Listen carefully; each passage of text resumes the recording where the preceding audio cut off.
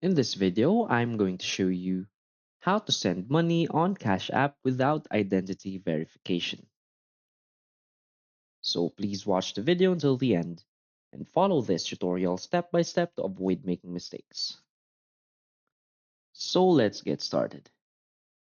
So it is possible to use your Cash App without verification, but take note that there are some limitations.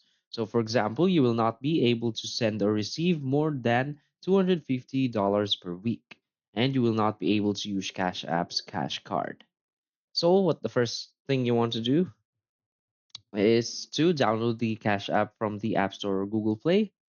Now create an account and enter your phone number and email address. Now simply skip the identification process. So to send a payment, you want to open the Cash App application. Now enter the amount, tap on pay. Now enter an email address or phone number or cash tag.